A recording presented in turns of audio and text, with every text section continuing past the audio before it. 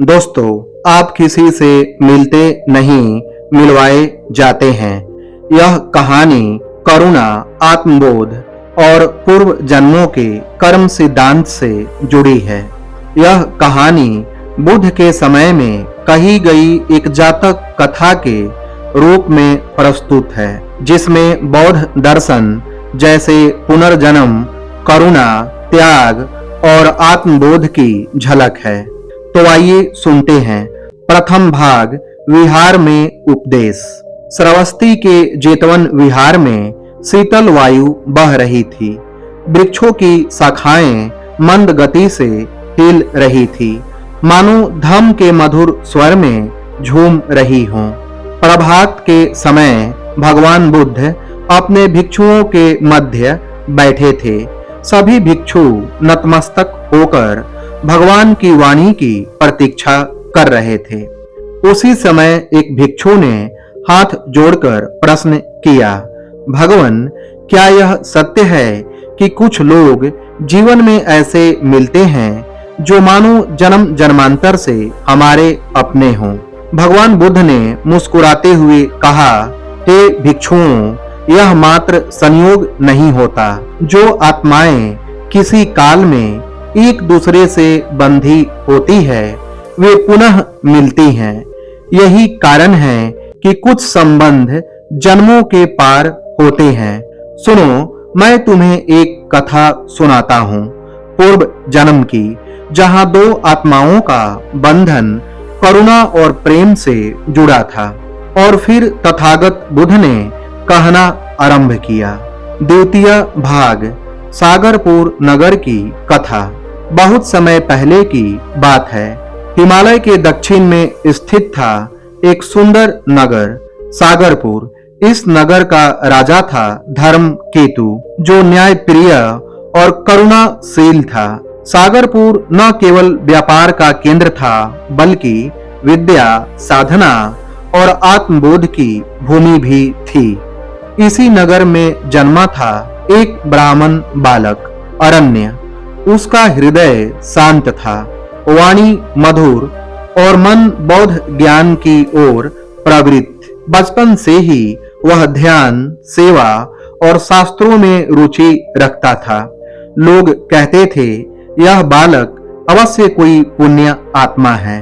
अरण्य का जीवन उस दिन बदल गया जब वह नगर के उपवन में ध्यान कर रहा था। वहीं उसने पहली बार देखा चंद्र प्रभा को। वह राजा की पुत्री थी, लेकिन आम जन की भांति उपवन में फूल चुनने आई थी। जैसे ही उसकी दृष्टि अरण्य पर पड़ी, वह ठिठक गई। उसकी आंखों में विस्मय और शांति दोनों थे, मानो वह उसे पहचान गई हो। अरण्य ने भी ध्यान खोला और उसे देखा। दोनों ने कुछ नहीं कहा, पर एक मौन ने दोनों को बांध दिया। तृतीय भाग, पूर्व जन्म की स्मृति। अरण्य और चंद्रप्रभा के बीच कोई सांसारिक संवाद नहीं हुआ, लेकिन उनके मिलन ने दोनों के मन में एक अजीब सी लहर जगा दी थी। अरण्य की साधना और गहन हो गई और चंद्रप्रभा का चित्त सांसारिक सुखों से विरक्त होने लगा। एक रात्रि ध्यान में बैठा अरण्य सहसा एक दिव्य दृश्य में लीन हो गया। उसने देखा वह एक वनवासी है और चंद्रप्रभा एक मृग नयनी कन्या जो जंगल में भटक गई थी। उन्होंने एक दूसरे की सेवा की, कष्टों को साझा किया और अंततः एक तपस्वी के आशीर्वाद से वे पुनर्जन्म का वचन लेकर अलग हो गए। वह दृष्टांत समाप्त होते ही अरण्य की आंखें नम हो गईं। उसे ज्ञात हो गया कि यह कोई संयोग नहीं, यह पुनर्मिलन है, पूर्व जन्मों का बंधन। चतुर्थ भाग, राजमहल का द्वंद्व। जब राजकुमारी चंद्रप्रभा महल लौटी, तब उसका मन विचलित था। उसे अपने ही भीतर एक अज्ञात आकर्षण खींच रहा था, जिसकी उसे कोई स्पष्ट स्मृति नहीं थी। वह बार बार उस वन छाया में लौटना चाहती थी जहां अरण्य ध्यान में लीन मिला था। राजा धर्मकेतु ने जब अपनी पुत्री की उदासी देखी तो चिंता प्रकट की। पुत्री, क्या कोई कष्ट है? तुम्हारी आंखें किसी और लोक में विचरण करती है। चंद्रप्रभा ने कुछ न कहा, केवल इतना कहा, पिताश्री, क्या आत्मा भी किसी को पहचान सकती है?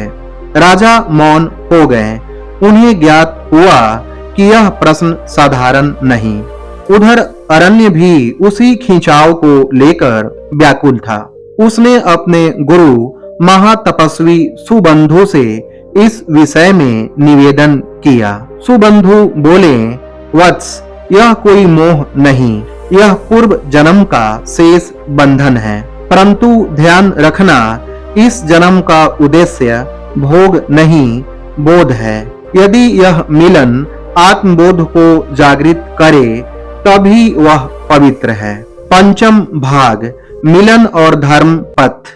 कुछ ही दिनों बाद नगर में एक सार्वजनिक उपदेश का आयोजन हुआ। महातपस्वी सुबंधु ने अपने शिष्य अरण्य के साथ वहां प्रवचन किया। राज परिवार सहित नगरवासी भी उपस्थित थे। उपदेश में अरण्य ने करुणा, अहिंसा और आत्मबोध की बात की। उसकी वाणी में गूढ़ शांति थी। चंद्रप्रभा उसे देख रही थी। अब उसे पूर्ण विश्वास हो गया कि उसका हृदय जिसको खोज रहा था वह यही आत्मा थी। प्रवचन के बाद जब उनकी भेंट हुई, चंद्रप्रभा ने केवल एक वाक्य कहा, क्या तुम भी मुझे पहचानते हो? अरण्य ने उत्तर दिया, पहचान तो आत्मा की होती है, शरीर की नहीं। उनका संवाद वहीं समाप्त नहीं हुआ, वरन एक नया अध्याय प्रारंभ हुआ, धम्म के पथ पर मिलकर चलने का। षष्ठ भाग, त्याग और तपस्या। राजा धर्मकेतु को जब ज्ञात हुआ कि चंद्रप्रभा सन्यासिनी बनकर अरण्य के साथ धम्म मार्ग पर चलना चाहती है तो वह क्षण भर मौन रहे।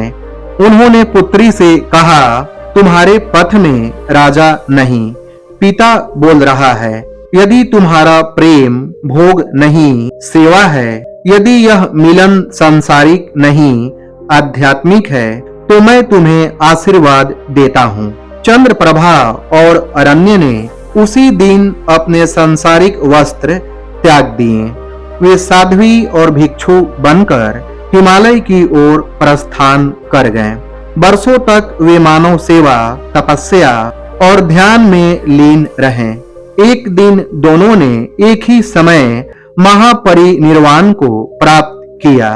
उनके अंतिम शब्दों में एक ही वाक्य था, हम किसी से मिले नहीं थे, मिलवाए गए थे धम्म के हेतु। सप्तम भाग, विहार में समापन। बुद्ध ने कथा समाप्त की। सभी भिक्षु शांत थे।